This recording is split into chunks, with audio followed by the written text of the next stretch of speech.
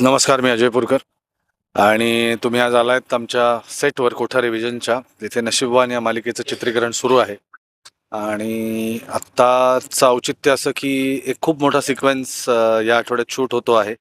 म्हणजे या मालिकेचे नायक नायिका म्हणजे गिरिजा आणि रुद्रप्रताप यांचं लग्न होणार आहे. त्यामुळे साहजिकच आधी साखरपुडा, मग मेहंदी, मग हळद, मग संगीत आणि मग लग्न असा एक मोठा लंबा चौडा कार्यक्रम असणार आहे. तर त्यामुळे हे आमचं घर आणि बंगला सजवलेला आहे. त्यासाठी तुम्ही आज इथे आलेले आहात. अजय दादा, स्वागत आहे पहिलं तर स्टार मीडिया मराठीमध्ये. नशिबाची गोष्ट याच्यामध्ये दाखवलेली आहे आणि नागेश्वरांचं नशीब प्रत्येक वेळी काही ना काहीतरी टर्न देऊन जाते. सो काय सांगाल त्याबद्दल? आणि तुमचं पर्सनली असं आहे का की मॅनिफेस्ट केलेली कुठली तरी गोष्ट जी घडून जाते वगैरे ते, किंवा तुमचं नशीब कसं तुम्हाला साथ देत असतं? नशिबावरती फार अवलंबून राहू नये, पण आपण चांगल्या हेतूने काम करत राहावं असं मला प्रामाणिकपणे वाटतं. चांगल्या हेतूने काम केलं तर नशीब तुम्हाला साथ देतं, असा माझा अनुभव आहे. पूर्णपणे नशिबावरती अवलंबून राहू नये असं मला वाटतं. काय असं होऊ शकतं, अशा अनेक छोट्या छोट्या गोष्टी असतात की ज्या आपण मनापासनं मागतो देवाकडे. आपण देवाकडेच मागणार, आपण कोणाकडे मागणार? त्यामुळे त्यालाच आपण हल्लीच्या मॉडर्न काळात मॅनिफेस्टेशन म्हणतो असं वाटतं. किंवा आपल्याच आधीच्या पिढीतली लोकं जसं सांगायची की देवाकडे मनापासून प्रार्थना कर. ह्यालाच मला असं वाटतं आज मॅनिफेस्टेशन म्हणतात. कारण मॅनिफेस्टेशन कोणासाठी करायचं आणि कोणाकडे करायचं? तर आपण सगळेजण देव मानतो, त्यामुळे देवाकडे ते मॅनिफेस्टेशन करावं आणि जर ते प्रामाणिकपणे असेल, जे मनापासून असेल, तर मला असं वाटतं त्या गोष्टी पूर्ण होतात. बरं अजय दादा, वेगवेगळ्या भूमिकांमधून प्रेक्षकांसमोर तुम्ही आलेले आहात, ऐतिहासिक सुद्धा भूमिका केलेल्या आहेत. सो या भूमिकेबद्दल पर्टिक्युलर असं तुम्हाला काय प्रतिक्रिया येतात प्रेक्षकांकडून? लोकांनी आता ऐतिहासिक भूमिकांचा तू उल्लेख केलायस म्हणून सांगतो की पावनखिंड असेल, सुभेदार असेल, या सगळ्या नायकाच्या भूमिका होत्या आणि बलिदान देणाऱ्या शूरवीर योद्ध्यांच्या भूमिका होत्या. पण नट म्हणून मला सर्व प्रकारची कामं किंवा सर्व प्रकारचे शेड्स करायला आवडतात आणि त्यातल्या त्यात मला असं वाटतं की खलनायक किंवा खलनायकी शेड दाखवणं हे जरा जास्त तुमच्याकडे डिमांडिंग असतं आणि ते तितकंच इंटरेस्टिंग सुद्धा असतं. याचं कारण असं की त्यात एक्सप्लोअर करायला खूप जास्त वाव असतो. म्हणजे खूप साऱ्या गोष्टी सीन वाईज तुम्हाला इम्प्रोवाइज करता येतात. काहीतरी नवीन एखादी लकब ॲड करता येते. जशी या सिरियलमध्ये नागेश्वरची ही लकब आहेच आहे. तर लकब ॲड करता येते, एखादी फ्रेज ॲड करता येते. तर मला असं वाटतं की खलनायक रंगवणं हे जास्त मस्त वाटतं, जास्त चॅलेंजिंग आहे. बरं अजय दादा, खलनायक म्हटलं की वेगवेगळ्या छटा त्याच्यामध्ये येतातच, पण त्याच्या गेटअपमध्येही वेगळेपणा असतो.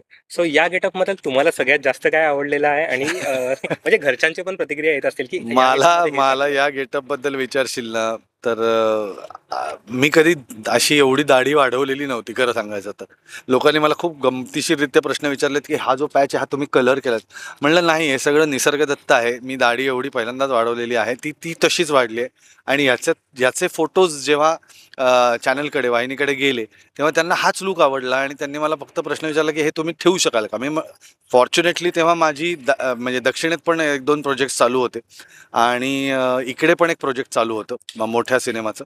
त्यामुळे ह्या तिन्ही सिनेमांना मला दाढी चालणार होती. म्हणून मी त्यांना सांगितलं, की "हो, मी ही दाढी वाढवू शकतो किंवा ठेवू शकतो आत्ता जशी आहे तशी." आणि मला असं वाटतं, की हा लूक जसा एक चॅनल कन्विन्स्ड होतं, की हा लूक खूप चांगला आहे, तसं मला प्रेक्षकांकडनं सुद्धा खूप चांगल्या प्रतिक्रिया आलेल्या आहेत, की "हा लूक तुम्हाला फार सुंदर दिसतो आहे" म्हणून. त्यामुळे छान आहे. आपण एक वेगळ्या कधी-कधी मलाच असं होतं, की खूप वेळा आरशात आपण तसंच स्वतःला बघितलं, की स्वतःला कंटाळा येतो. तर हा लूक जरा वेगळा आहे, त्यामुळे मलाही आवडतोय. बरं, लूकवरती आहेच, पण फिटनेस पण तेवढाच इम्पॉर्टंट असतो. सो दादा, काय सांगाल की तुमचा फिटनेस मंत्र काय आहे? किंवा फिटनेस या मंत्र फिटनेस मंत्र माझा आहे consistency over the period of so many years. मला असं वाटतं फिटनेस ही एक फिटनेसला डेस्टिनेशन नसतं. तो प्रवास असतो. तो करत राहायचा. कारण की तुम्हाला कुठे जायचं नसतंच. ते ओव्हर अ पिरियड तुम्ही बिल्ड करत असता. हां, आता एखाद्या प्रोजेक्टसाठी फिजिक करणं आणि जनरल फिजिक ठेवणं, ह्या 2 वेगवेगळ्या गोष्टी आहेत. तर मी जेव्हा माझ्याकडे टार्गेट येतं, तेव्हाचा वर्कआउट माझा वेगळा असतो. पण आज सकाळी सुद्धा येताना मी माझा 1.25 तासाचा वर्कआउट करून आलेलो आहे. तर तो हा माझा रेग्युलर जो वर्कआउट मेंटेनन्स, बॉडी मेंटेनन्सचा वर्कआउट असतो तेवढाच करून येतो. म्हणून मला सगळ्यात महत्त्वाचं सांगावंसं वाटतं म्हणजे fitness is nothing but consistency. सातत्याने तुम्ही रोज ते करणं, हे ह्यानी प्रगती होते. एक दिवस जाऊन 100 किलो उचलून प्रगती नाही होत. ओके.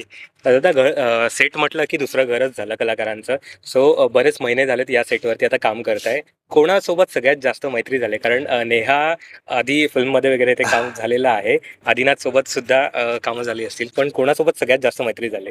मैत्री आहे आमचं सगळ्यात छान. म्हणजे सेटवरचं वातावरण खूप गोड आहे आणि सगळेजण आम्ही फार लवकर असं झालं की एकमेकांची ओळख व्हायचं कारण नव्हतं. मी आणि प्राजक्ता आम्ही ऑलरेडी आधी काम केलेलं होतं. मी आणि सोनालीने काम केलेलं नव्हतं, पण आम्ही दोघांना ऑब्व्हियसली ओळखत होतो गेले अनेक वर्ष. आदिनाथ चांगला मित्र आहेच आहे. नेहानी आता तू म्हणलास तसं आधीच्या फिल्ममध्ये आमची हिरोईन होती मुक्ताईमध्ये, त्यामुळे ती ओळख होती.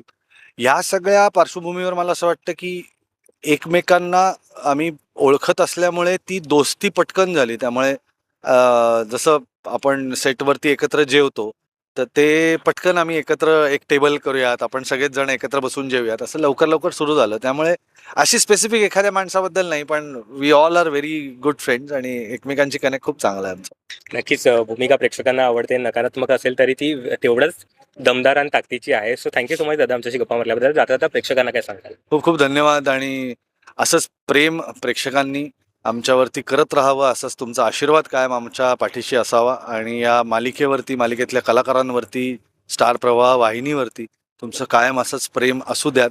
आणि मी अशीच प्रार्थना करतो की या मालिकेचे खूप जास्त भाग अ, द- चित्रित व्हावेत आणि ते लोकांना खूप आवडावेत. त्यामुळे जास्तीत जास्त वेळ ही मालिका चालावी अशी माझी मनापासून प्रार्थना आहे देवाकडे. आणि जास्तीत जास्त मनोरंजन करण्याची संधी, रसिकांचं जास्तीत जास्त मनोरंजन करण्याची संधी आम्हाला मिळावी, हीच प्रार्थना.